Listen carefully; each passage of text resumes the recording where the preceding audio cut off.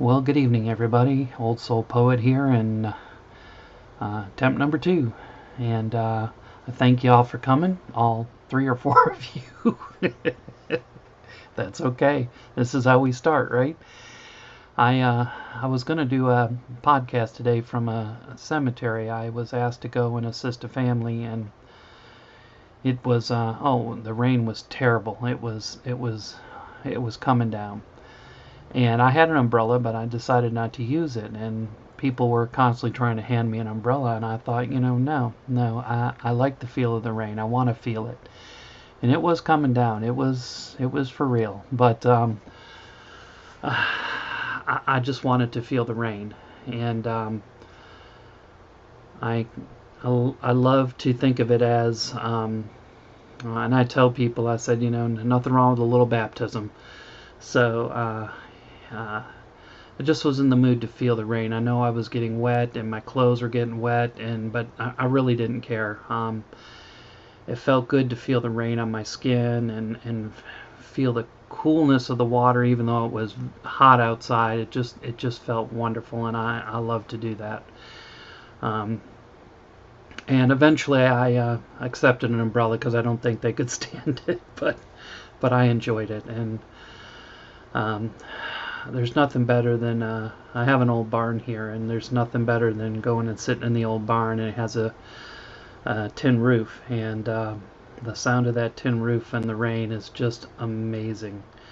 And no, I'm flip-flopping there on places, but it was amazing. And there's just something purifying about the rain and being out there and having the rain just fall on you and almost just kind of washing you of the day or the feeling or the moment. And even though we were at a cemetery, I always believe that we're celebrating life. And I don't want to celebrate death. I want to celebrate life.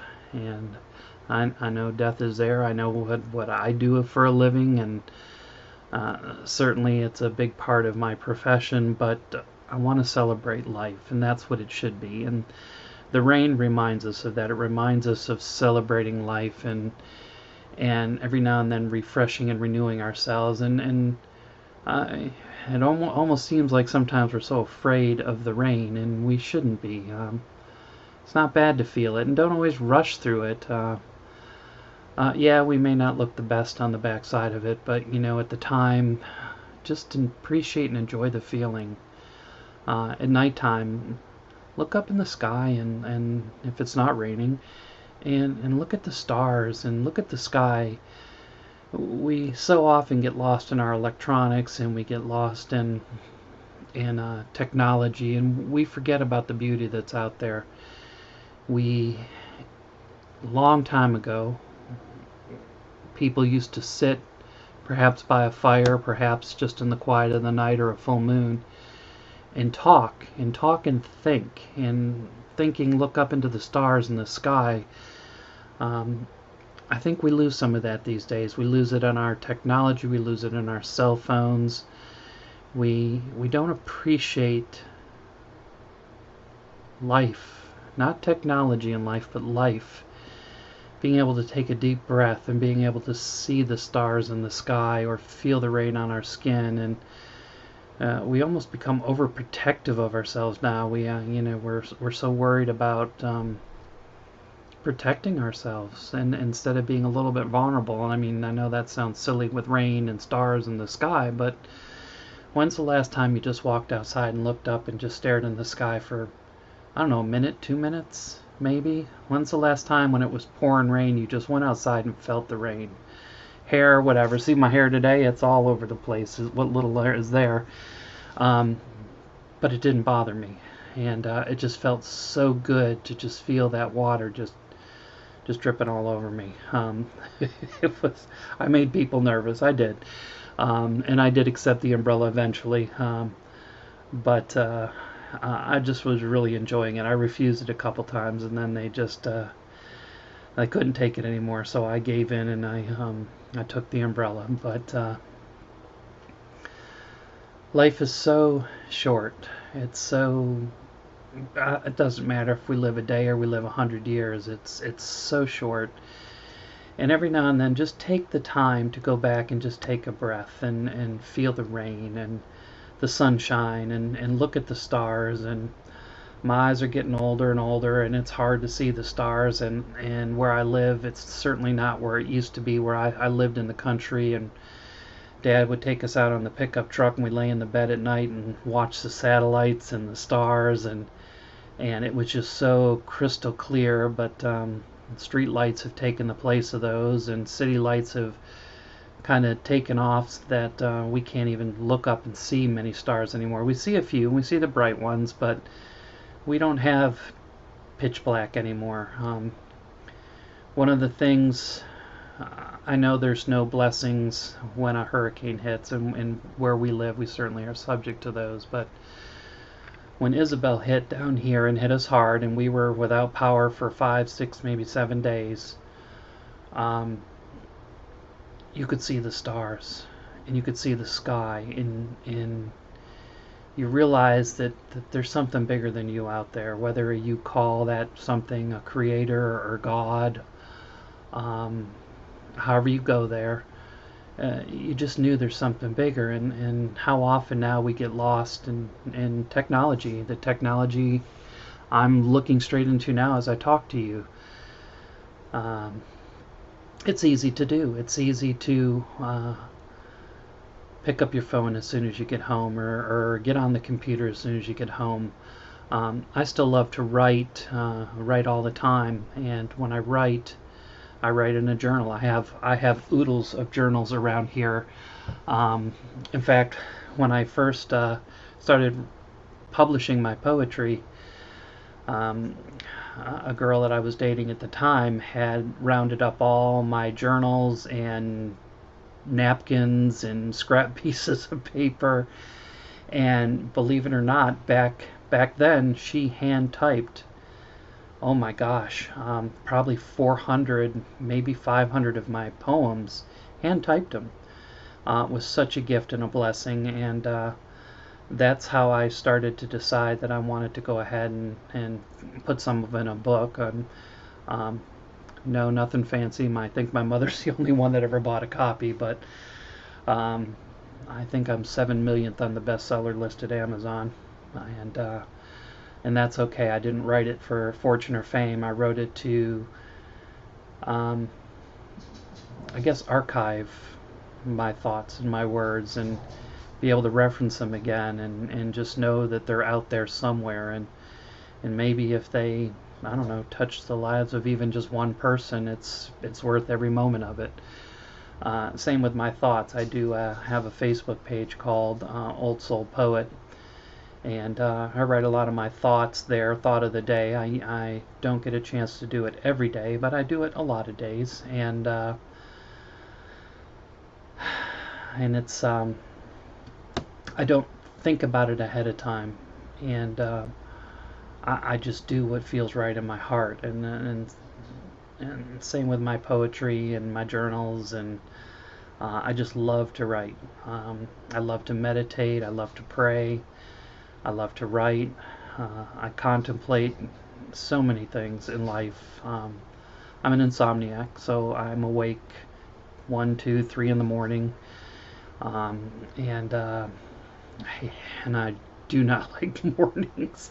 Oh, mornings are not good for me. But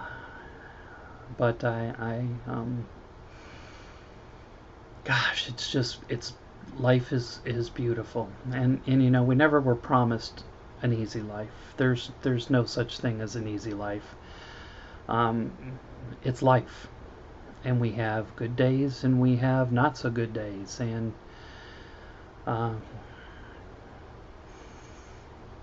but we have life. And I don't believe in coincidences. I believe all things for a reason. And we need to get back to that.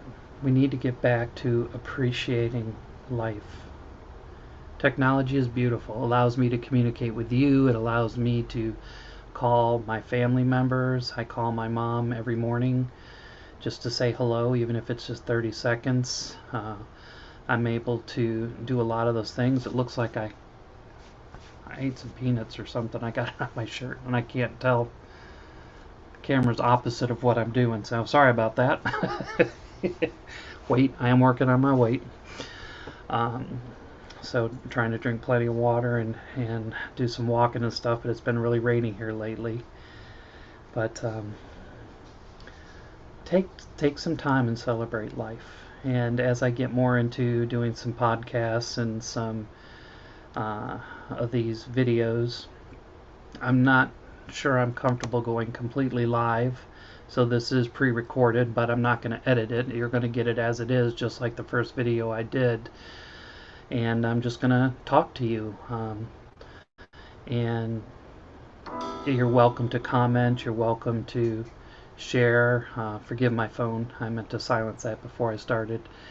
And we certainly can talk about some things out there in life and writings, and I'll read some of my poetry to you. I'm severely dyslexic, so I'm really nervous about actually reading stuff live or even on a pre-recorded video.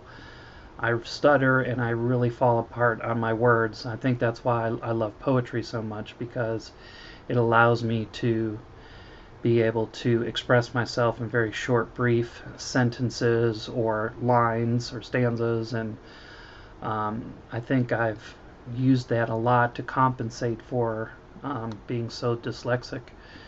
My whole life I've struggled with it, and my poetry helps me with that. So anyway, I just wanted to get on for a little bit. I'm going to try to continue to just do some recordings and just take my time and talk to you all, and as I begin to grow an audience, if I do. If I don't, that's okay too, but I'm not here again for fortune or fame. I'm just here to share thoughts in my poetry and just evolve and grow. And the only way I can think to do that is to learn and to continue to record and do things so that I become better at this.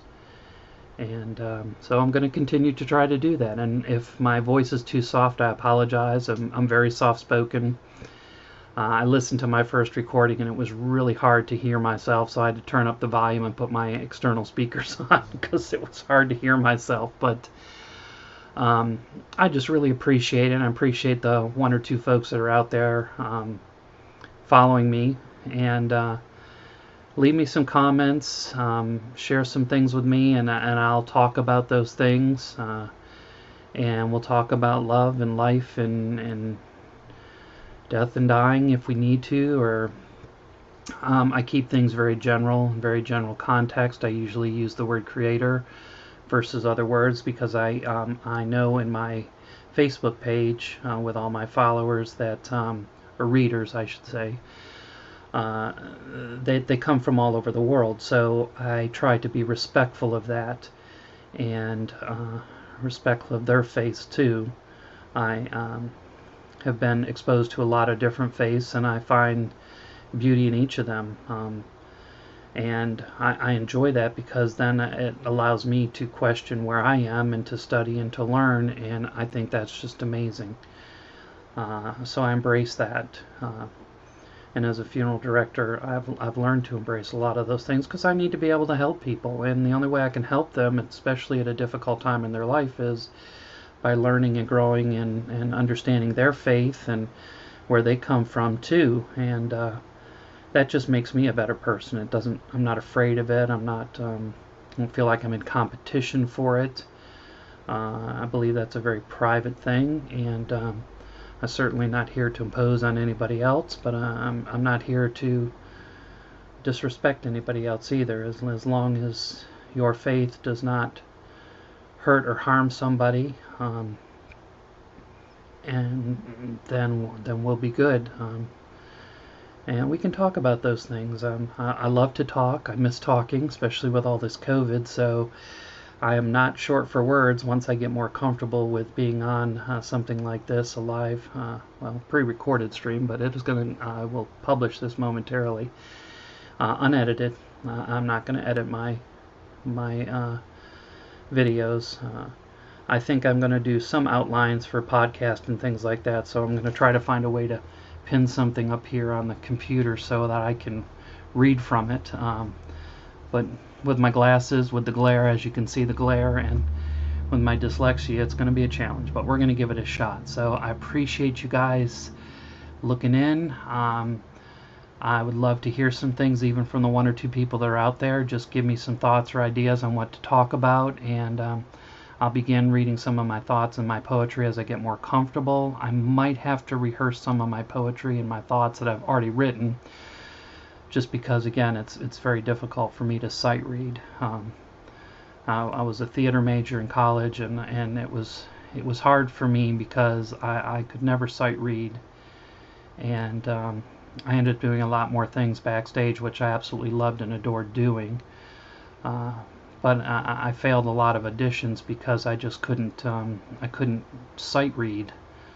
And then of course the director always says, "Could you remove your glasses?" And then I'm like, okay, double blind. So anyway, I appreciate you all. I wish you all the deepest of peace always. And please remember to breathe. This is the Old Soul Poet, and I just want to thank you and share with you how much I appreciate you. And we'll talk to you again soon. You take care. Bye.